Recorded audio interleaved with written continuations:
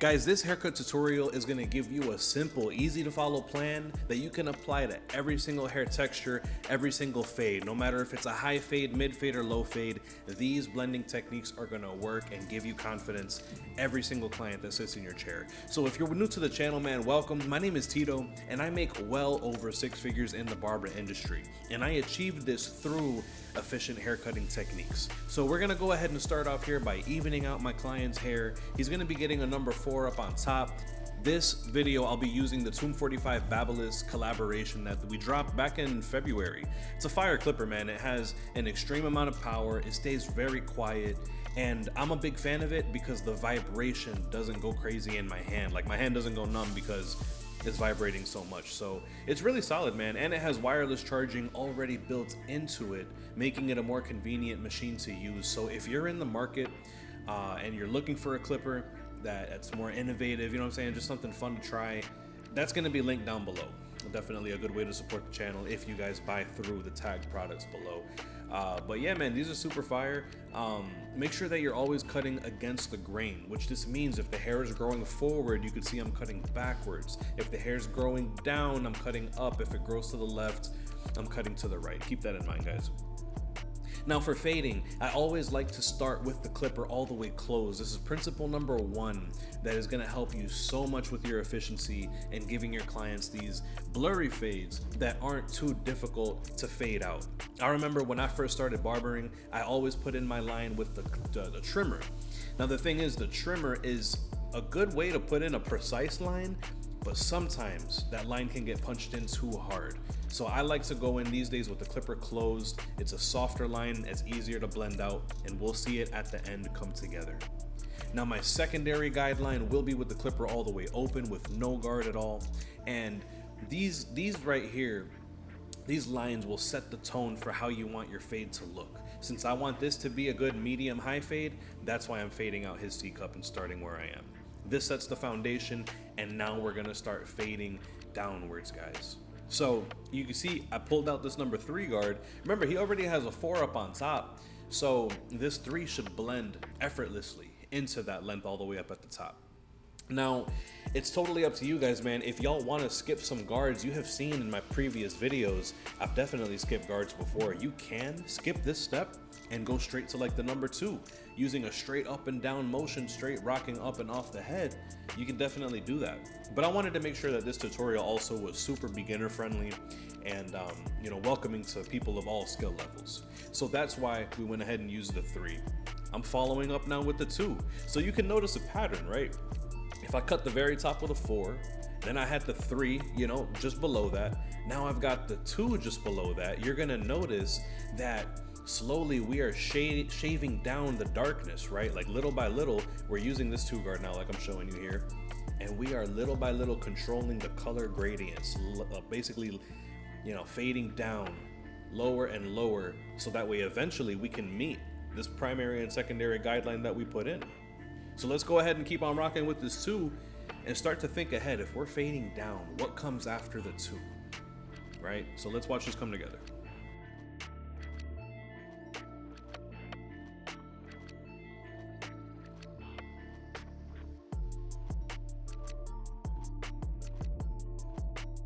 So if you guessed that the number 1 is going to come after the number 2 as you're fading down, you guessed correctly, guys. We're going ahead and working here with the 1.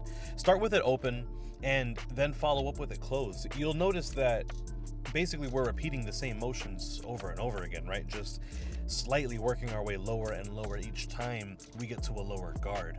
We went with the 3, up and off the head, the 2, up and off the head, the number 1 guard, up and off the head. Make that number 1 with the lever open, make it blend into the 2. And then by the time that you go ahead and close it, then you're really just working on lightening up the very bottom section, like that secondary guideline. It's almost matching that secondary guideline. That's the next thing that we're going to come into fading out here. But yeah, man, just keep on fading down and slowly work on the transition from all these different levels. Let's do our best to make them mesh and merge together.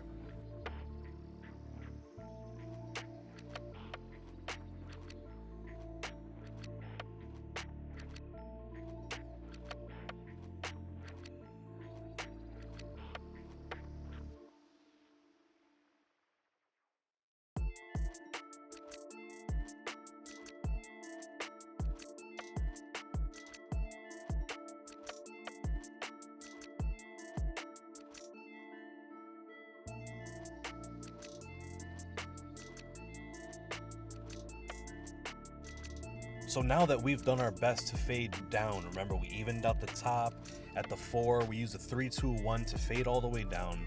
Now it's time to return to that bottom line that we put in with the clipper all the way closed. We're going to be breaking through that line. Now, don't be afraid to raise the line up, okay? You need to break through that line with the clipper all the way closed. And as you get higher and higher in the fade, you're going to let the blade get longer and longer. So we're doing some lever play while we're fading up the bottom now. So basically, we faded down the top and we're going to fade down the bottom.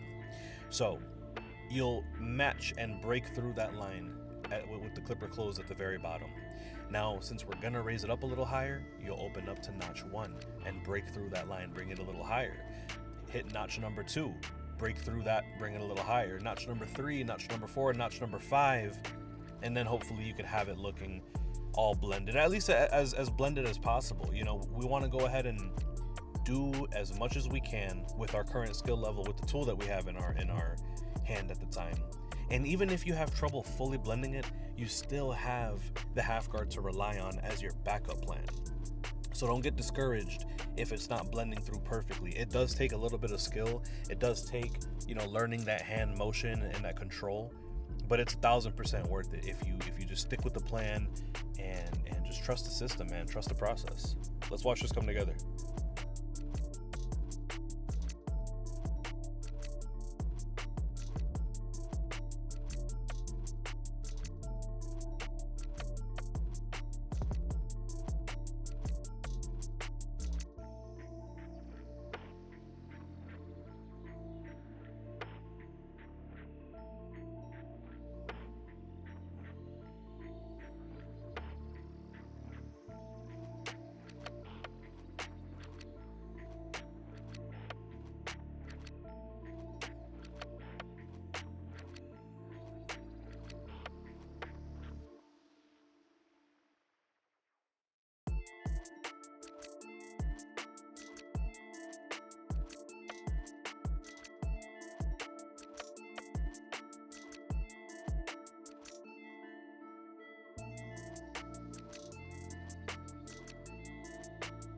Now you just saw right here how easy it is to fade out the sideburn, guys. If you start with the clipper open and just use a very light touch, slowly, softly sculpting your way up on that sideburn, just inching your way towards getting it closer and tighter to the skin. Then at that point, you know, it's just a matter of closing it notch by notch. The same way that when we were fading up, we started with it all the way closed and we notched our way up.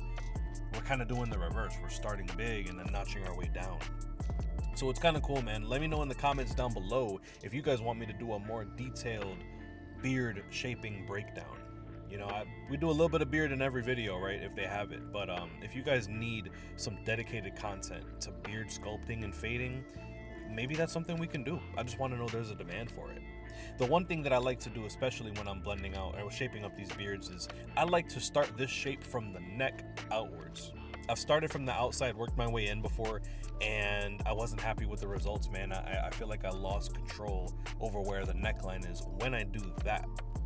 But going about it like this gives me full control, especially when a client's growing out their beard.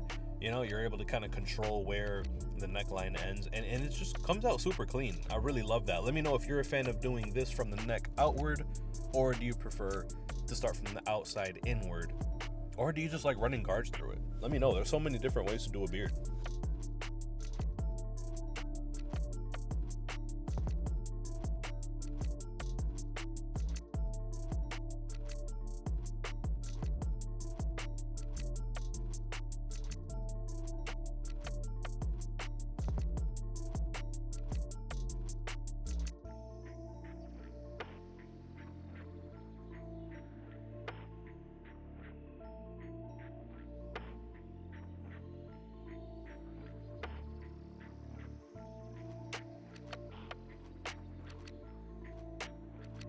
So now that the majority of the bulk is gone, the shape is done. Now I need to refine this and give it a super crispy, sharp line. So my go-to machine these days is the Tomb 45 FX Babyliss collaboration. it dropped at the same time that the clipper did, that we were using at the beginning. So I've got both of my machines, my clipper and my trimmer. I never have to plug them into anything. I just lay them down on that wireless charging pad, and look at how crispy the lines are, man. Like, it's so easy to do this precise shape up work when you have a blade like this that just hits so sharply. This also is the most powerful trimmer that Babyliss has come out with. And I remember when the early reviews came out, someone was saying how like it feels weaker than the for example the Babyliss skeleton, right? But the interesting part about that is it feels like that because it has a better built body. It controls the vibration. So please don't get confused if you have something that buzzes really loudly or vibrates a lot in your hand. That does mean it's powerful, but don't necessarily mean that it's more or less powerful. That just means that this machine has a better build quality that it controls, and you know what I'm saying? So it doesn't make your fingers go numb, kind of like what I was talking about with the clipper. So that's really interesting, man. But yeah, guys, check the box, man. The specs say this is the best, most powerful trimmer that Babyliss has released today, man. It's so exciting to kind of just be a part of this, man, and just watch it launch. It's been a killer for me, bro. But yeah, look at this, man. You can go ahead and shape up the stash, clean everything up. I don't like doing too much side line work on the beard. I like to save that for the blade. I'm gonna show y'all how to do that in a minute.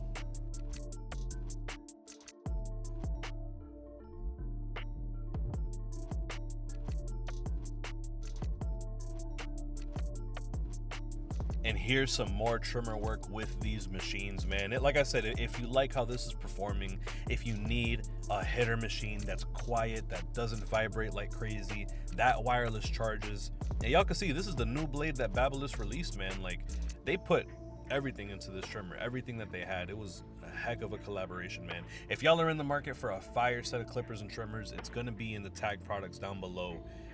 If you buy that way, that would actually be the best way to support my channel. You know, they'll definitely break me off a commission off your purchase, and it doesn't cost you anything extra. So it's really cool that YouTube allows us to do that. You know, just we use the products that we have and we tag them down below. You know what I'm saying? If you want to have my setup, that's a great way to support the channel. But check this out, man. Like, I don't promote it for no reason. Look at how crispy that lineup is.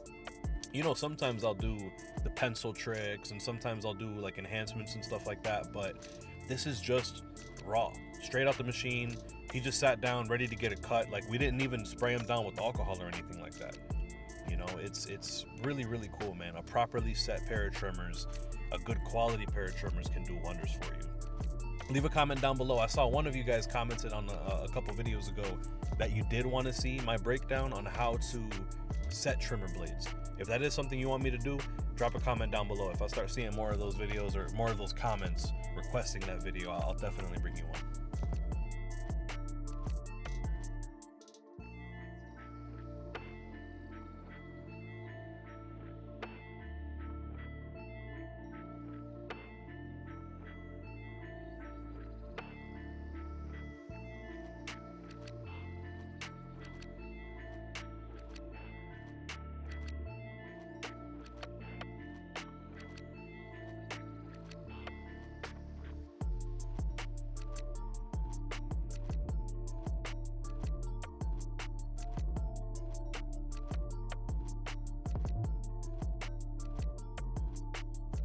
Now, here's something interesting too.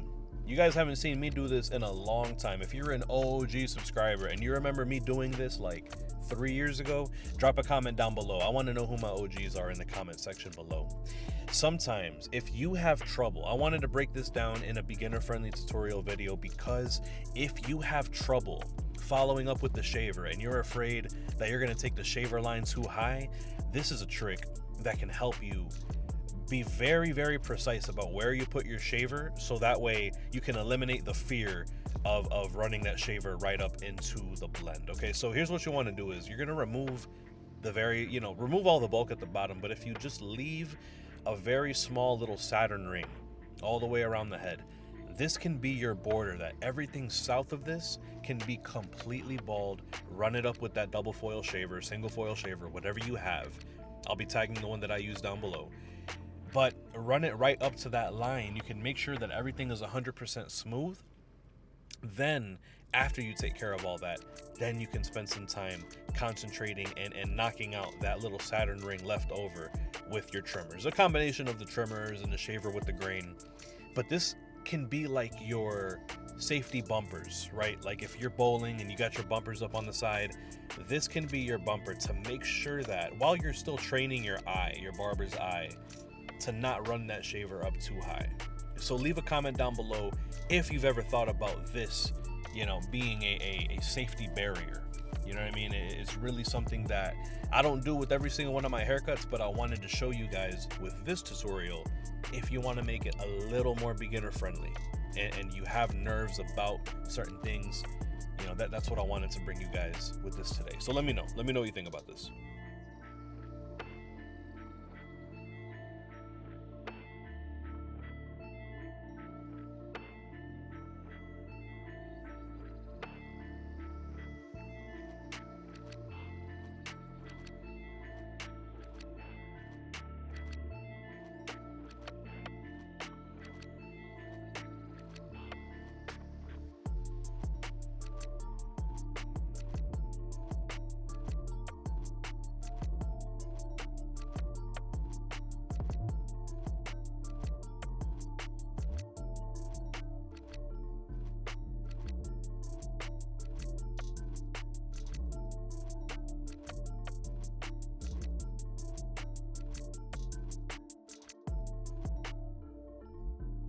So now, like I was saying a minute ago, this is all about keeping it as beginner friendly as possible. So this means now, do you remember how I said that you can fall back on your half guard as a backup, just as a safety net, if you're not happy with how your blend is coming out completely? So I want to show you guys now how you can do this. You want to start again, like I said, with the clipper all the way open, because open is safer. It cuts a little softer.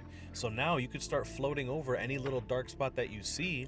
Start with it open. If that didn't catch it, get it halfway. If that didn't catch it, go ahead and close it and start doing some corner work with it. But this can really help you a lot to be able to smooth out that transition all the way across the middle, man. So keep that in mind, guys. Like I said, it's an easy to follow system, and you have backups like this, like the half guard, to fall back on if it's a more challenging hair texture.